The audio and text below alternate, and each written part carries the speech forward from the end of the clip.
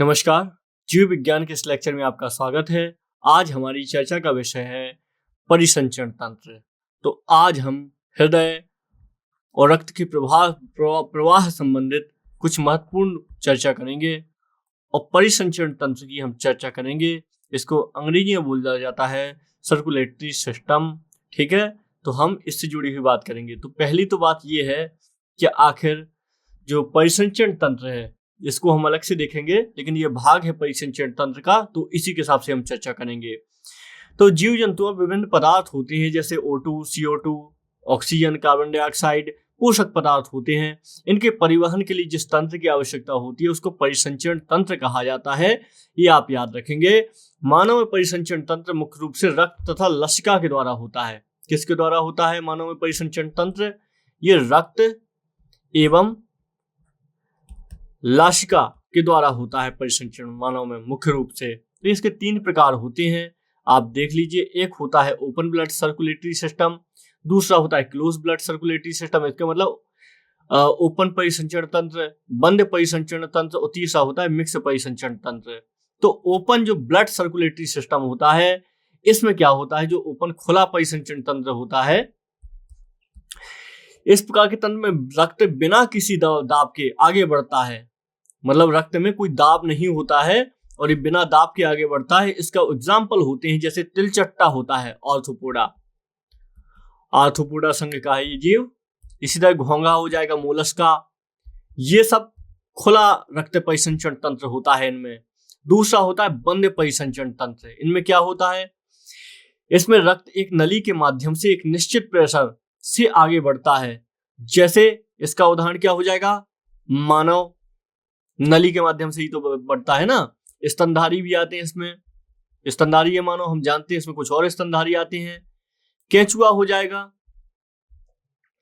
और इस तरह इस केंचुआ को एनिलिडा संघ का जीव है ये। ठीक है, और तीसरा हो जाएगा मिक्स या मिश्रित परिसंचरण तंत्र। इसका उदाहरण क्या हो जाएगा, मिश्रित परिसंचरण तंत्र का? तो इसके देखते हैं, रक्त कभी एक निश्चित दाब से आगे बढ़ता हो, कभी विपरीत दिशा में जाने लगता है, तो इसको मिश्रित कहते हैं। जैसे मछली में भी पाया जाता है, मछली और ये मेढक वगैरह में पाया जाता है परिसंचरण तंत्र। तो ये आप याद रखेंगे। ठीक है, तो ये तो याद रखेंगे। आइए रक्तवाहिनी पर बात कर लेते हैं। रक्तवाहिनियां क्या होती है, इसको ब्लड वेसल कहा जाता है। रक्तवाहिनी, ब्लड वेसल क्या होता है, ये रक्त को ले जाने और लाने के लिए नसों को रक्तवाहिनी कहते हैं। जो नसें होती हैं जिनसे रक्त को लाने ले जाने के लिए, इनको रक्तवाहिनी कहा जाता है। इनको अंग्रेजी में ब्लड वेसल कहा जाता है। तो ये दो प्रकार की होती हैं, एक होता है धमनी, एक शिरा। पहले हम बेसिक समझ रहे हैं, फिर हम ये समझेंगे कि इसकी कार्य प्रणाली कैसी है रक्त जो परिसंचरण तंत्र की। जैसे धमनी शिरा होता है, धमनी में क्या होता है, अधिक गहराई पे पाई जाती है। इसमें रक्त का दाब, स्पीड दोनों अधिक होते हैं, जिसके कारण यह मोटी होती है। इसमें क्या होता है, ये कम गहराई पे पाई जाती है, स्पीड भी इसमें कम होती है। इसका रंग क्या, लाल होता है इसका रंग, जो धमनी का होता है, और इसका रंग नीला होता है धमनी का। ये शिरा का, जो शिरा को इंग्लिश में वेन बोलते हैं और धमनी को इंग्लिश में बोलते हैं आर्टरी। ठीक है, इसमें शुद्ध रक्त बहता है, सबसे महत्वपूर्ण बात, शुद्ध रक्त, और इसमें अशुद्ध रक्त बहता है। हालांकि इसका अपवाद है धमनी का, एक ऐसी भी धमनी है जिसमें अशुद्ध रक्त बहता है, और ये है फुसफुस धमनी। एक फुफ्फुस धमनी होती है, इसमें अशुद्ध रक्त बहता है, अपवाद है, याद रखिएगा। और इसके अतिरिक्त एक शिरा भी ऐसी है जिसका अपवाद है धमनी शिरा, नाम ही है धमनी शिरा। तो इसमें शुद्ध रक्त बहता है। हालांकि शिराओं में अशुद्ध रक्त बहता है, लेकिन इस शिरा में शुद्ध रक्त बहता है। ठीक है, तो ये आप याद रखिएगा। ये जो धमनी होती है क्या करती है, रक्त को हृदय से लेकर शरीर के अंगों तक ले जाती हैं और ये वापस लाती हैं शिराएं।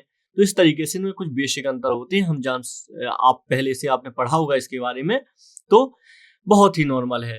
तो अगर हम इसकी कार्यप्रणाली समझेंगे, अगर हम इसकी कार्यप्रणाली बेहतर तरीके से समझें, तो हम देखेंगे कि हार्ट में कैसे जो हृदय होता है, हृदय में ऐसा होता है कुछ कि इसमें ये महाधमनी में जाता है रक्त, महाधमनी के बाद ये धमनी में जाता है, आर्टरी में जाता है, आर्टरी के बाद ये छोटी धमनी में जाता है, इसके बाद ये कोशिकाओं में जाता है, और कोशिका से होती है, फिर से छोटी शिरा में आता है, फिर ये शिरा में आता है, फिर ये महाशिरा में आता है। तो इस तरीके से रक्त का परिसंचरण वापस हृदय पर पहुंच जाता है। हृदय फिर से रक्त को साफ करने का कार्य करता है। तो हृदय एक मशीन की तरह होता है जो ये कार्य करता रहता है लगातार। ठीक है, जो कोशिका होती है इनमें शुद्ध और अशुद्ध दोनों रक्त मिलते हैं, तो कोशिका आंखों में स्पष्ट दिखाई पड़ती है। ये अलग कोशिका होती है, इसको कैपिलरी कहा जाता है, केशिका कहा जाता है इसको। तो ये आप याद रखिएगा। और ये कोश केशिका है, केशिका, कैपिलरी कहा जाता है इसको। ठीक है, तो ये शुद्ध अशुद्ध रक्त दोनों मिलते हैं इसमें, और ये पतली नम परत होती है। हृदय क्या होता है? हृदय होता है हृदय पेशियों का बना होता है। यह पेरोकार्डियम नामक झिल्ली से ढका होता है। इसका भार लगभग 300 ग्राम होता है। हृदय का आकार शंकु भरा होता है और बक्ष गुहा में हल्का बाईं ओर होता है। हृदय एक पंपिंग अंग होता है जो लगातार ब्लड को पंप करता है। इसके कुछ भाग भी होते हैं। एक अलिंद होता है इसका एक भाग। ये दो प्रकार के होते हैं, दायां अलिंद बायां अलिंद होता है। शरीर में रक्त अलिंद के माध्यम से ही हृदय में प्रवेश करता है। इसमें निलय होता है। निलय क्या होता है? हृदय का निचला भाग होता है, या रक्त को पंप करता है, पंप का काम करता है, और इससे रक्त पूरे शरीर में फैल जाता है। ये अलिंद निलय। और ये लब्ध डब्ब की ध्वनि करते हैं दो। ठीक है, तो कुछ आइए देख लेते हैं कुछ जानवरों में हृदय, क्योंकि आजकल एग्जाम में बनती है कि बंदर के शरीर में कितने कक्ष का हृदय होता है। तो मछली के शरीर में 2 चैम्बर का हृदय होता है, 2 चैम्बर। इसके अलावा जो उभयचर होते हैं, जो 2 उभयचर होते हैं जैसे मेढक, सरीसृप, तो इनमें 3 चैम्बर का हृदय पाया जाता है। मेढक और जो होते हैं सांप होते हैं, सरीसृप, छिपकली होते हैं, तो इनमें 3 चैम्बर का हृदय पाया जाता है। ये अलिंद, 2 अलिंद होते हैं, एक निलय होता है। जो मगरमच्छ, घड़ियाल, सरीसृप है, किंतु इनके जो मगरमच्छ, घड़ियाल, मगरमच्छ और जो घड़ियाल हैं, इनमें 4 चैम्बर का हृदय होता है, 4 चैम्बर वाला। और जो स्तनधारी है तथा पक्षी का हृदय होता है, ये स्तनधारी तथा पक्षी का हृदय 4 चैम्बर वाला होता है। ये स्तनधारी जो होते हैं इनमें 4 चैम्बर का हृदय होता है। ठीक है, ये आप याद रखेंगे। स्तनधारी, इंसान भी स्तनधारी ही है। तो इस तरीके से वैसे जीव जंतु जिनके शरीर का तापमान वातावरण के अनुसार नहीं बदलता है उन्हें समतापी जंतु कहा जाता है। इस प्रकार जंतु का हृदय 4 चैम्बर वाला होता है। ये आप याद रखेंगे, जैसे स्तनधारी, पक्षी, मानव, ये सब महत्वपूर्ण इसके एग्जाम्पल है। 4 चैम्बर आप याद रखेंगे जिनके शरीर का तापमान वातावरण के अनुसार नहीं बदलता है, उनमें 4 चैम्बर का होता है। तो इसको आप याद रखेंगे। ठीक है, चलिए, अच्छी बात है। आइए कुछ और बात करते हैं जो हृदय से ही संबंधित होगी। तो हृदय की खोज हम जानते हैं किसने की थी। हृदय की जो खोज है ये किसने की थी? ये विलियम हार्वे नामक एक व्यक्ति ने की थी, जो इसमें रक्त परिसंचरण की खोज की गई थी इसके द्वारा। तो रक्त परिसंचरण तंत्र को मुख्य रूप से 3 भागों में बांटते हैं, जो हम पढ़ चुके हैं।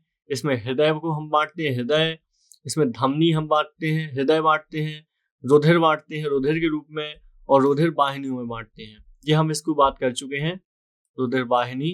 ठीक है, मानव हृदय छाती के मध्य बाईं ओर होता है, हम बात कर चुके हैं। हृदय ऊतकों का बना एक अंग है जो आवरण से घिरा होता है, इसे हृदय आवरण कहा जाता है। पेरिकार्डियम झिल्ली बात कर चुके हैं हम। ठीक है, तो इसमें पेरिकार्डियम द्रव भी भरा होता है, द्रव भरा होता है, जो हृदय की बाह्य आघातों से रक्षा करता है जब हृदय पे चोट लगती है। तो ये 4 कक्षों में विभाजित होता है। 2 ऊपरी कक्षों को दायां तथा बायां आलिंद कहते हैं। तो ऊपर क्या होता है, जो आप हृदय की संरचना जब देखेंगे तो इसमें आप पढ़ेंगे इस तरीके से। तो जो ऊपर के 2 कक्ष होते हैं इनको दायां आलिंद और इसको दायां निलय कहते हैं। ठीक है, दायां तथा बायां आलिंद कहते हैं। ठीक है, जबकि 2 निचले जो कक्ष होते हैं इनको बायां निलय कहते हैं। दायां एवं बायां निलय नीचे मिलेंगे आपको, आलिंद ऊपर मिलेंगे। तो ये आप याद रखेंगे। ठीक है, चलिए, तो एक सामान्य मनुष्य के जो हृदय का भार होता है ये 250 से 300 ग्राम होता है। एग्जाम में प्रश्न बन चुका है, याद रखेंगे। एक सामान्य मनुष्य का जो हृदय होता है ये 72 से 75 बार धड़कता है, धड़कन होती है उसमें लब्बे डब्बे की ध्वनि के साथ। इसके स्पंदन की समाप्ति से लेकर अगले स्पंदन की समाप्ति तक हृदय चक्र होता है। जब एक बार लब्य बोलते हैं एक बार डब्य, तो इसको हृदय चक्र कहते हैं, कार्डियक साइकिल बोलते हैं इसको।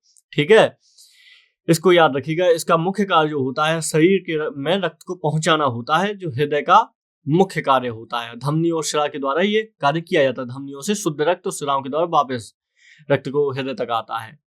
तो शुद्ध या ऑक्सीजन रक्त फेफड़ों से हृदय में आता है। जो शुद्ध रक्त होता है ये फेफड़ों से हृदय में आता है।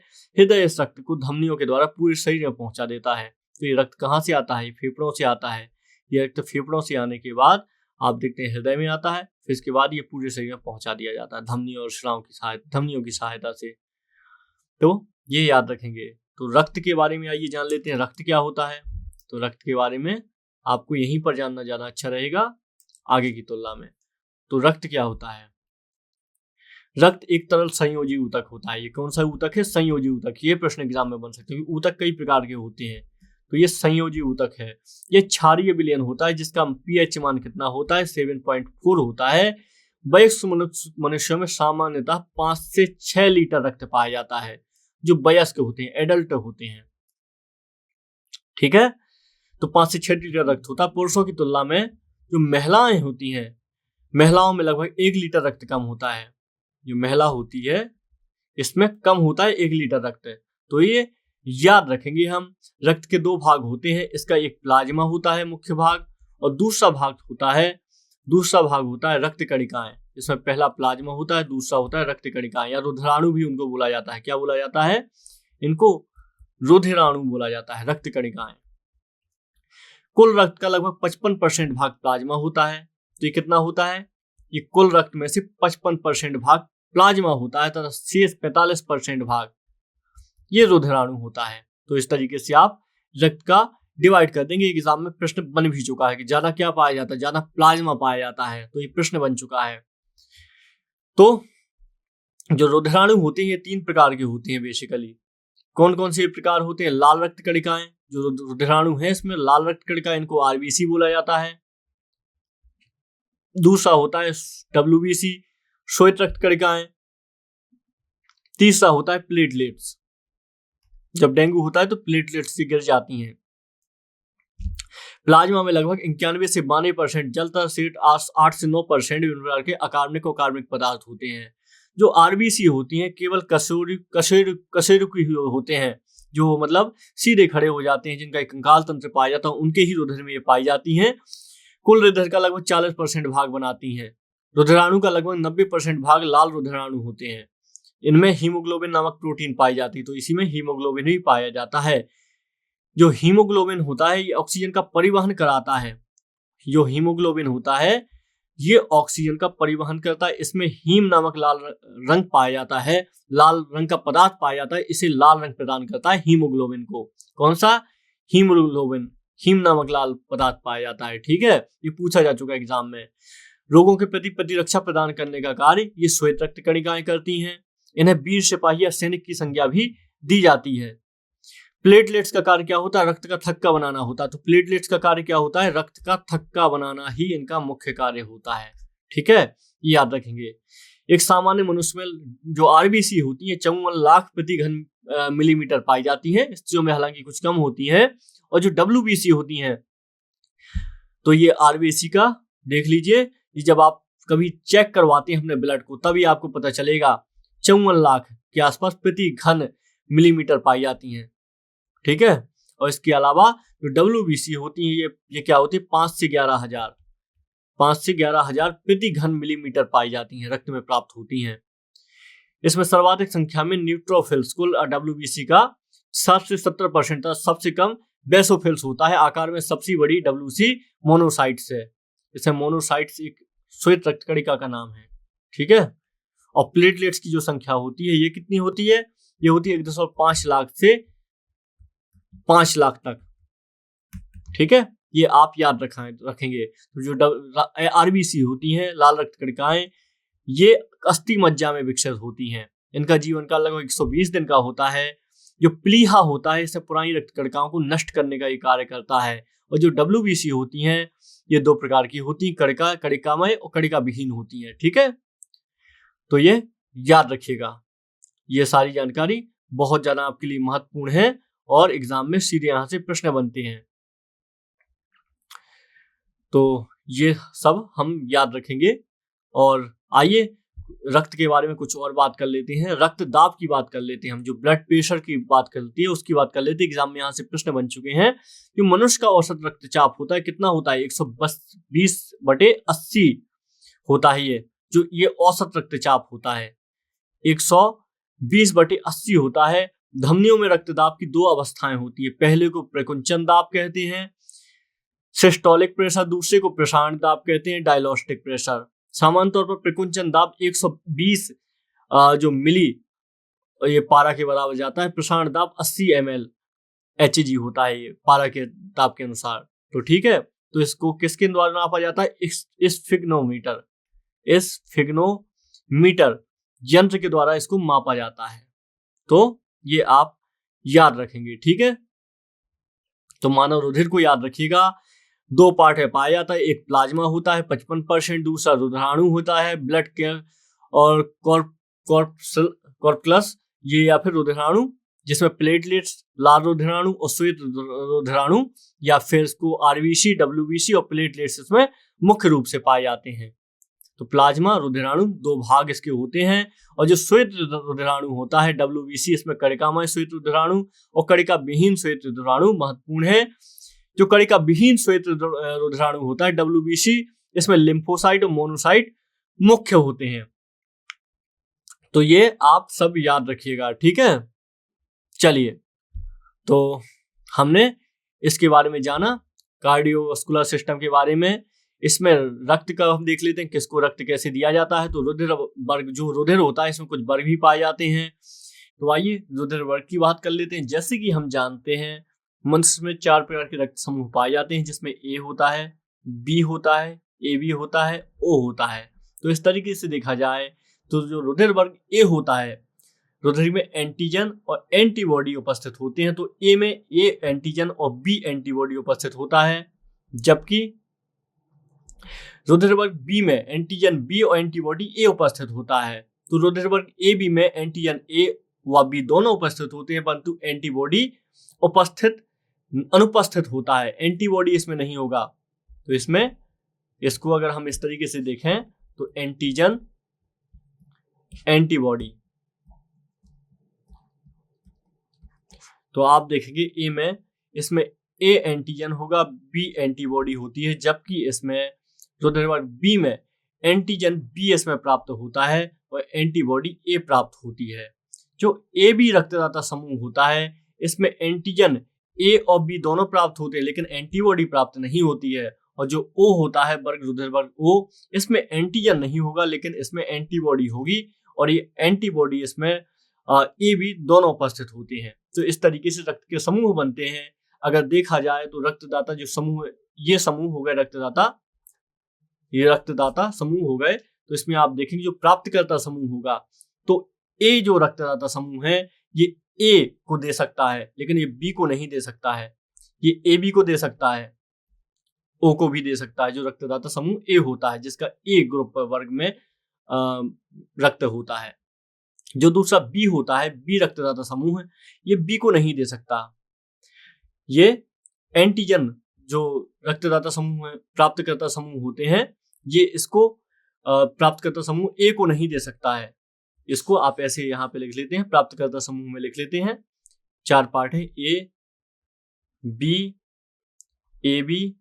ओ, ये हमने देख रहे हैं यहाँ पे।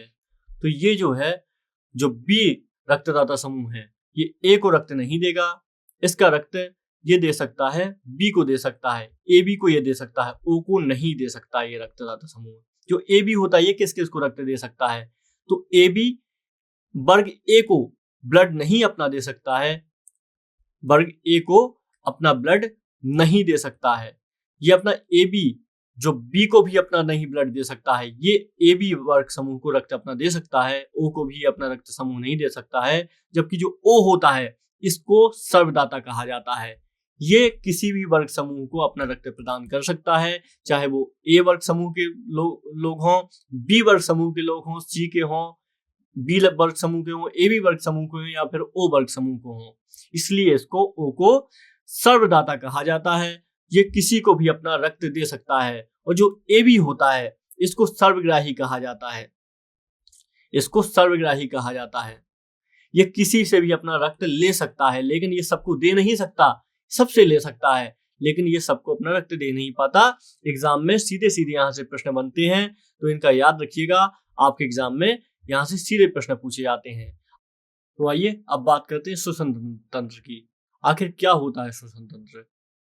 तो अंगों का वैसा समूह जो श्वसन की क्रिया में शामिल होता है उसको श्वसन तंत्र कहते हैं सामूहिक रूप से। इसमें क्या होता है?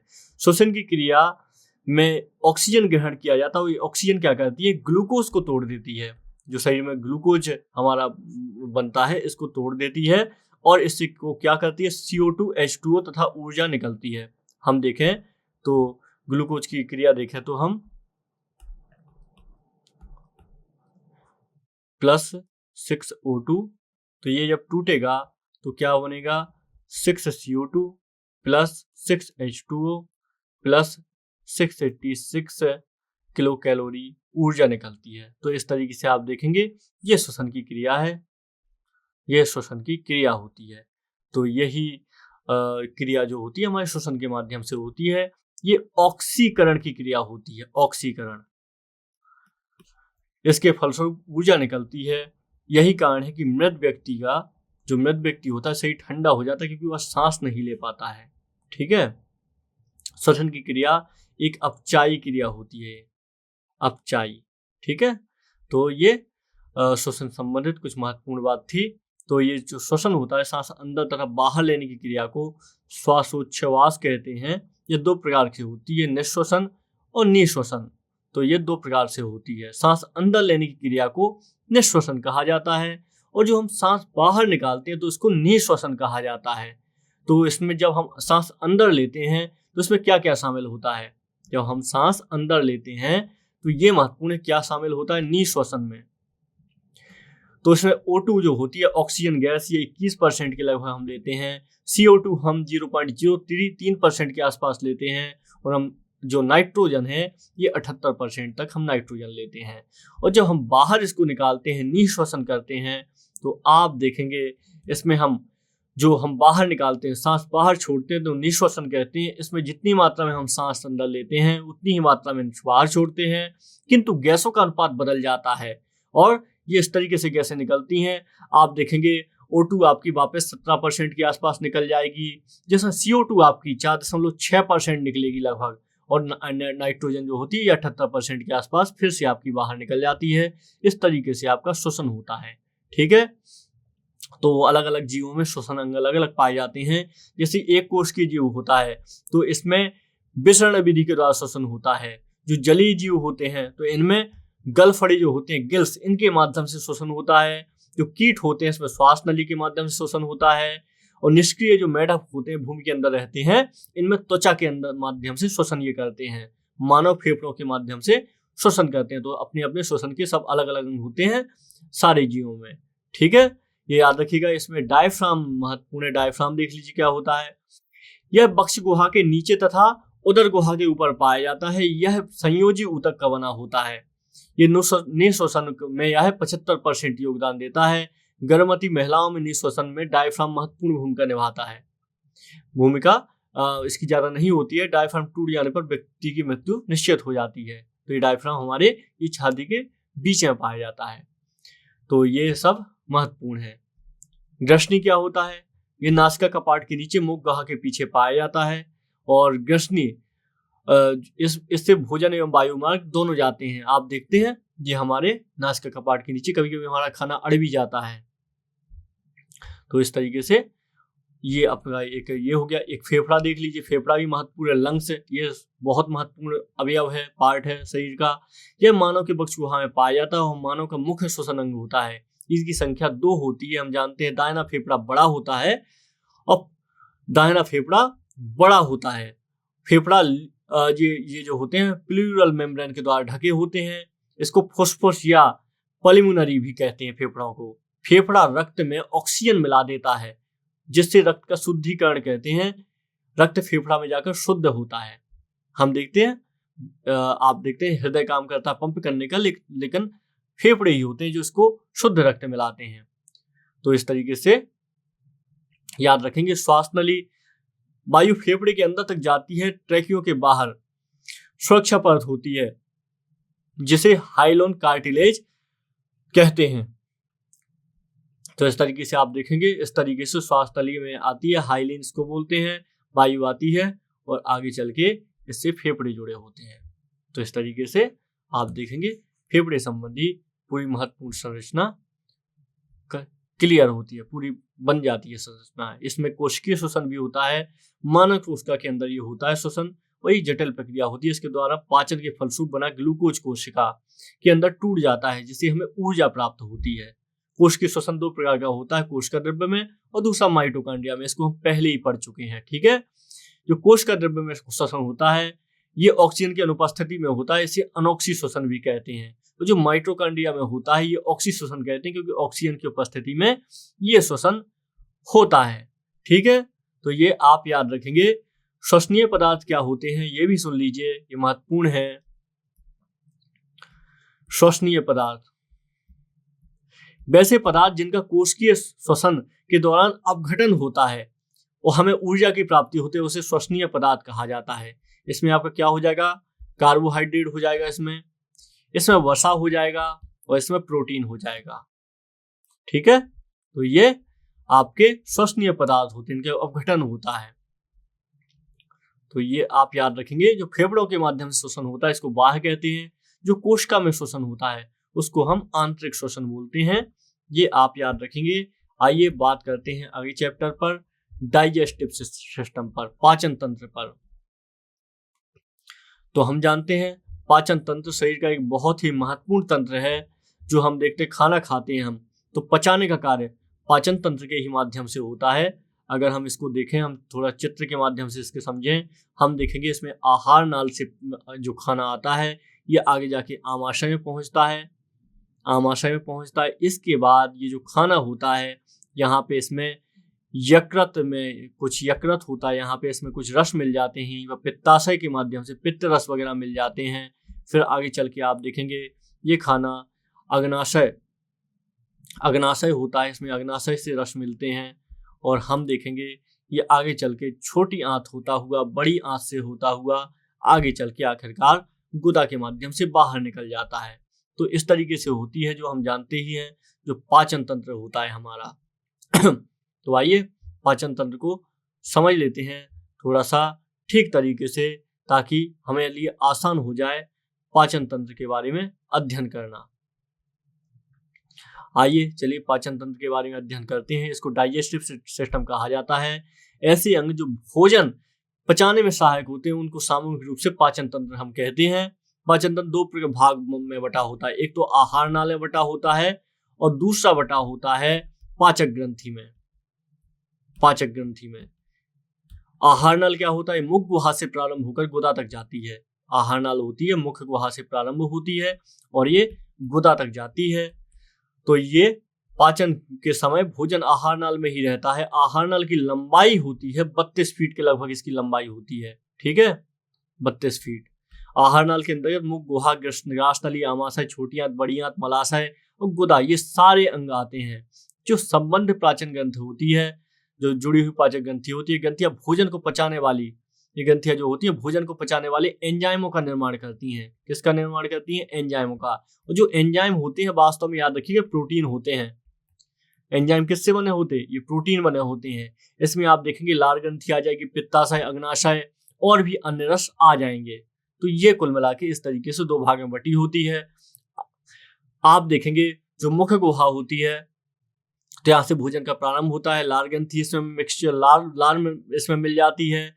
जो लाल ग्रंथि होती है तो लाल में लाइसोजाइम, टाइलिन और भी अन्य प्रकार के एंजाइम निकलते हैं। ये एंजाइम क्या करते हैं, भोजन को पचाने में सहायक होते हैं और सर्वाधिक मात्रा में टाइलिन इसमें निकलता है। ये एंजाइम साथ में जो कीटाणु होते हैं भोजन के साथ आ जाते हैं, इनको भी मारने का कार्य करते हैं। इसीलिए आपने सुना होगा कि लोग कभी घाव लग जाता है तो लोग बोलते हैं कि इसमें आप थूक दो। इससे क्यों थूक दो, क्योंकि लार में एंजाइम होते हैं जो कीटाणुओं को मारने का कार्य करते हैं। तो इस तरीके से ये महत्वपूर्ण होते हैं। आइए आगे चल के बात करते हैं आगे के भागों पर। इसमें आप देखेंगे दांत भी हमारे बहुत महत्वपूर्ण कार्य होते हैं, ये भी मुख्य सहायता प्रदान करते हैं। फिर ग्रास नली ये आमाशय से जोड़ने का कार्य करती है। आइए आमाशय पे बात करते हैं। आमाशय को पेट बोला जाता है, स्टमक बोला जाता है, या थैलेनुमा आकृति होती है। भोजन को संग्रहित करने और पाचन दोनों का कार्य करती है। ये भोजन को लगभग 4 घंटे रोक के लगती है। इसके 3 भाग होते हैं, कार्डियक, फंडिक और पाइलोरिक भाग होते हैं। तो जो कार्डियक में HCl निकलता है, आमाशय में जो हाइड्रोक्लोरिक अम्ल निकलता है, हम जानते हैं ये टाइलिन के प्रभाव को समाप्त कर देता है यहाँ पे, और कीटाणुओं को मार देता है और भोजन को अम्लीय बना देता है, एंजाइम को क्रियाशीलता बढ़ा देता है जब आमाशय में खाना पहुंच जाता है। ठीक है, तो इस तरीके से इसमें कुछ एंजाइम निकलते हैं यहीं पर। इसमें पेप्सिन एंजाइम निकलता है, ये प्रोटीन को पचाने का कार्य करता है। ये प्रोटीन को पेप्टोन में बदल देता है और भोजन आमाशय के बाद छोटी आंत में जाता है। इसी में आप देखेंगे यहाँ पे रेनिन जो एंजाइम होता है, ये दूध को दही में बदल देता है, दूध को पचाता है, और इसके बाद ये क्या करता है, केसीन प्रोटीन को कैल्शियम पाराकैसिनेट में बदल देता है। ठीक है, यहीं पर आप जठर रस भी इनमें प्राप्त हो जाता है। तो इस तरीके से खाना पचाना आसान हो जाता है। आप आगे देखेंगे तो इसमें आगे खाना जाता है कई सारे एंजाइमों से मिलके छोटी आंत में खाना जाता है। छोटी आंत, तो छोटी आंत में भोजन का पूर्ण पाचन छोटी आंत में ही होता है। इसमें पक्वाशय, जेजुनम और इलियनम नाम की 3 संरचनाएं होती हैं। फिर इसके बाद यकृत, ये सबसे बड़ी ग्रंथि होती है। इसका भार 1.5 किलोग्राम के आसपास होता है और क्षतिग्रस्त हिस्से का ये खुद से निर्माण कर लेती है। बहुत महत्वपूर्ण ग्रंथि है और ये पित्त जूस मिलाती है, बाइल जूस जिसको बोलते हैं। पित्ताशय, इसमें यकृत द्वारा बनाया जो पित्त आकार, जो यकृत के द्वारा बनाया गया, इसमें पित्त आकर जमा रहता है पित्ताशय में। तो आपने सुना होगा जब लोग बोलते हैं कि पित्ताशय की उनको पथरी हो जाती है, तो डॉक्टर क्या करता है, इंटेलिजेंट डॉक्टर होगा तो पित्ताशय को बाहर ही निकाल देता है, क्योंकि यकृत तो पित्त बना ही रहा होता है। ये पित्ताशय बस स्टोर नहीं हो पाता है, जो जूस होता है पित्त रस, तो ये पित्ताशय को निकाल देते हैं डॉक्टर जब किसी को ये कुछ समस्या होती है, पित्त की ये कुछ पित्त की थैली की कुछ समस्या होती है। ठीक है, तो ये पित्ताशय में स्टोर होता है यहाँ पे जो पित्त रस होता है। इसका मान क्षारीय होता है, ये पीएच मान 7.5 से 8.5 के आसपास होता है इसका मान। ठीक है, तो ये याद रखेंगे। तो इस तरीके से जो अग्नाशय में अग्नाशयी रस हमें प्राप्त होता है, पेनक्रियाटिक जूस इसको बोलते हैं। तो ये कुछ इस तरीके से हार्मोन एंजाइम भी मिलते हैं जो संबंधित होते हैं पचाने से संबंधित भोजन को। कुछ एंजाइमों के हम नाम लिख लेते हैं। जो इरेप्सिन होता है, ये प्रोटीन को पचाने का कार्य करता है। इरेप्सिन जो होता है प्रोटीन को पचाने का कार्य करता है। ये प्रोटीन पेप्टाइड को अमीनो अम्ल में बदल देता है और यहाँ प्रोटीन का पाचन पूर्ण हो जाता है। ठीक है, लाइपेज क्या है, ये वसा का पाचन करता है, एंजाइम होता है, ये वसा का पाचन करता है, वसा को ग्लिसरॉल और वसी अम्ल में बदल देता है। ये माल्टेज ये माल्टोज को पचाता है, माल्टोज शर्करा को। सुक्रेज ये सुक्रोज चीनी को पचाता है, और लैक्टेज ये क्या करता है, लैक्टोज को पचाता है। तो इस तरीके से कुछ एंजाइम पाए जाते हैं जो भोजन होता है इसको पचाने का कार्य करते हैं। इसके बाद भोजन बड़ी आंच में जाता है। बड़ी आंच में भोजन का पाचन नहीं होता है, इसमें केवल जल अवशोषण होता है और भोजन का नहीं। विटामिन बी का भी निर्माण यहाँ पे होता है बड़ी आंत में। तो इस तरीके से आप देखेंगे बड़ी आंत की एक महत्वपूर्ण भूमिका होती है भोजन को बिल्कुल कंप्लीट करने में, ताकि वो आगे चल के गुदा से निकल पाए। ये यहाँ पे पाचन की क्रिया और जल अपघटन की क्रिया होती है मुख्यतः। ठीक है, तो इस तरीके से आगे चल के हम भोजन का आखिरकार इसका मल के रूप में परित्याग कर दिया जाता है, अवशिष्ट पदार्थों को बाहर निकाल दिया जाता है। तो ये हमारा डाइजेस्टिव सिस्टम है। तो ये हमने डाइजेस्टिव सिस्टम को समझा, और अब आज के लेक्चर को हम यहीं कंप्लीट करते हैं, और कल हम एक बहुत भी महत्वपूर्ण लेक्चर के साथ मिलते हैं, कल बायोलॉजी के लेक्चर के साथ, और ये लेक्चर हम कंप्लीट करते हैं यहीं पर। नमस्कार।